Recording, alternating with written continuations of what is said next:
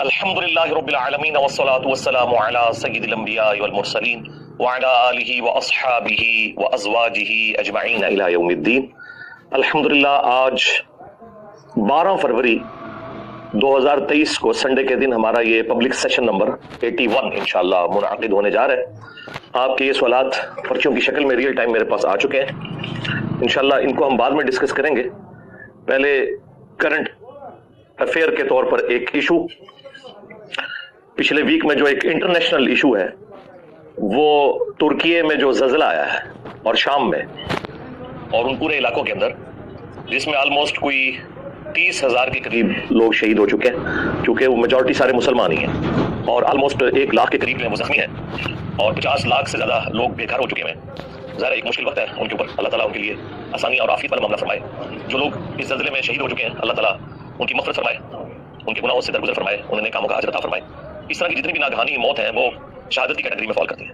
بخاری مسلم دونوں میں حدیث ہے کہ اللہ کے محبوب صلی اللہ علیہ وآلہ وسلم نے فرمایا کہ میری امت کے 5 شہداء ہیں، ان میں سے جو طاعون کے مرض میں مبتلا ہو کے مر جائے، پیٹ درد سے کوئی مر جائے، اسی طریقے سے پانی میں ڈوب کے مر جائے، کسی بلڈنگ کے نیچے دب کے مر جائے، اور آگ میں جل کے جو مر جائے وہ بھی اسی کیٹیگری میں فال کرتا ہے۔ جو اللہ کی راہ کا مسافر ہے وہ تو ہے ہی ہے۔ سنن نسائی میں تو یہاں تک آیا کہ جو عورت ڈلیوری کے دوران فوت ہو جائے وہ بھی اللہ کے حضور شہید لکھی جائے گی۔ یعنی جتنے بھی کیٹاسٹروفک قسم کی اموات ہے، ایک ایکسیپشن کے ساتھ کہ آپ نیکی کے کام کے لیے جا رہے ہو، یہ نہیں کہ ایک شخص برائی کے لیے جا رہا ہے اور اس کا بحری جہاز ڈوب گیا تو اسے شہید شمار کر لیا جائے گا، یعنی وہ کسی برائی کے ارادے سے نہ نکلا ہو۔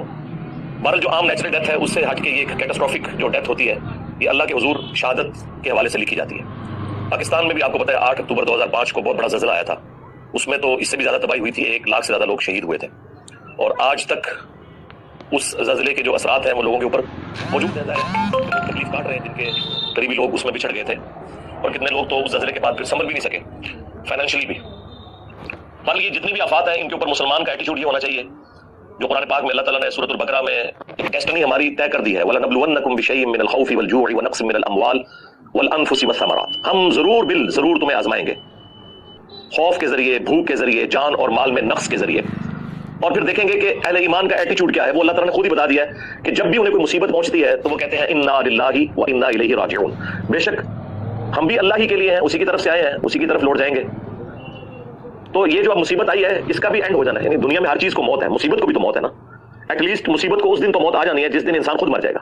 اگر کوئی شخص کسی لا علاج مرض کے اندر مبتلا ہے، کینسر کے مرض کے اندر مبتلا ہے، یا اس کے ڈائلسس ہوتے ہیں یا اور کوئی ایشو ہے، یہ تکلیف وہ کاٹ رہا ہے، لیکن یہ تکلیف اس دن تک ہے جس دن تک اس کی سانسیں چل رہی ہیں۔ جب وہ مر جائے گا تو تکلیف بھی اس کے ساتھ مر جائے گی۔ یہ اس کا مطلب ہے کہ ہم بھی تو اللہ کی طرف سے آئے تھے، ہمیں بھی اللہ ہی کی طرف لوٹ جانا ہے، یعنی الٹیمیٹلی یہ تکلیف کا انجام وہی ہونا ہے جو ہمارا ہے۔ جب ہم دنیا سے چلے جائیں گے تو خود بخود وہ دنیا کی جو تکلیف ہے وہ ہم سے ختم ہو جائے گی۔ لیکن اصل مصیبت یہ ہے کہ آخرت میں کیا بنا، یہ نہ ہو کہ دنیا بھی برباد اور آخرت بھی برباد، کیونکہ اللہ تعالیٰ نے فرمایا یوم التغابن، آخرت کا جو دن ہے نا یہ ہار اور جیت کے فیصلے کا دن ہے۔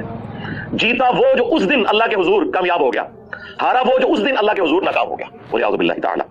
اللهم احسن عاقبتنا في الامور كلها واجرنا من خزي الدنيا وعذاب الاخره اللهم ربنا آتنا في الدنيا حسنه وفي الاخره حسنه وقنا عذاب النار آمین۔ تو تکلیف میں مسلمان کا ایٹیچیوڈ یہی ہونا چاہیے۔ اور ایک مجھے ضمن دعا یاد آ گئی، صحیح مسلم میں ہے، ام سلمہ کہتی ہیں کہ جب میرے خاوند فوت ہوئے، ابو سلمہ بڑے نیک صحابی تھے، تو وہ کہتی ہیں میں بڑی تکلیف میں تھی، اور اس تکلیف کے عالم میں مجھے رسول اللہ صلی اللہ علیہ وآلہ وسلم کی تعلیم کردہ ایک دعا یاد آ گئی کہ اللہ کے محبوب صلی اللہ علیہ وآلہ وسلم نے فرمایا تھا کہ جو کوئی شخص مصیبت اور پریشانی میں یہ دعا مانگ لے تو اللہ تعالیٰ اسے اس غم میں بہتر نعم البدل عطا فرما دیتا ہے۔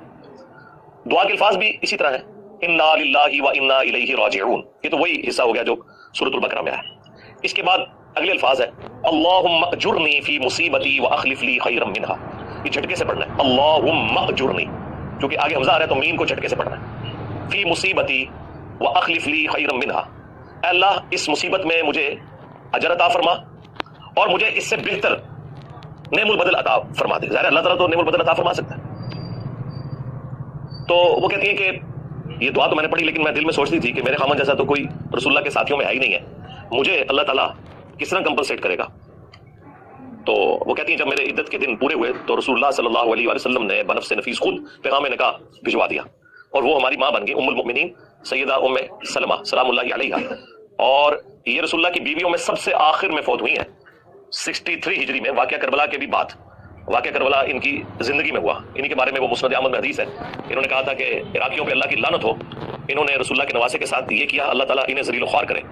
تو ام سلمہ اس وقت زندہ تھی, اور ام سلمہ ہی کا بیان ہے المعجم الکبیر طبرانی کے اندر کہ میں نے حسین بن علی کی شہادت پہ جنوں کو نوحہ کرتے ہوئے سنا ہے. خود نوحہ سے مراد آپ یہ پاکستان انڈیا کا نوحہ نہیں, یعنی مصیبت اور پریشانی کے وقت تکلیف کے ساتھ اپنی آواز کو بلند کرنا, لیکن اس میں کوئی چیخ و پکار نہ ہو, کوئی غلوب پر مبنی الفاظ نہ ہو.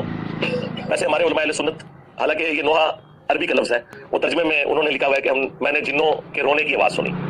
چلیں رونا بھی مان لیں. تو سیدہ ام سلمہ کو اس دعا نے نفع پہنچایا. اس دعا کو میں نے ڈکلیئر کیا ہے کہ مصیبت کی خبر کو خوشی میں بدلنے والی دعا ہے.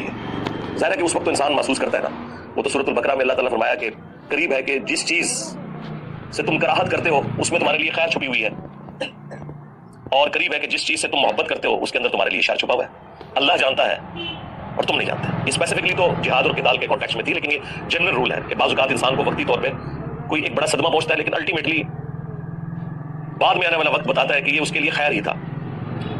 مثلا جو لوگ تکلیف میں مبتلا ہو کر اللہ کی طرف آ جاتے ہیں, کسی کا جوان بیٹا فوت ہو گیا, کسی کی ماں فوت ہو گئی, کسی کی بہن فوت ہو گئی, کسی کا بھائی فوت ہو گیا, اس کے بعد وہ اللہ کو سیریس لینا شروع کر دے اور اپنی آخرت بنا لے, تو بظاہر جو وہ تکلیف تھی اس کے لیے ہمیشہ کی کامیابیوں کی نوید بن کے آ گئی. اور یہ تو سورہ سجدہ میں بھی موجود ہے کہ ہم دنیا کی زندگی میں بھی تمہیں تھوڑی سی تکلیف دیں گے تاکہ تم اللہ کی طرف پلٹ آؤ. یہ اللہ تعالیٰ کا رول ہے.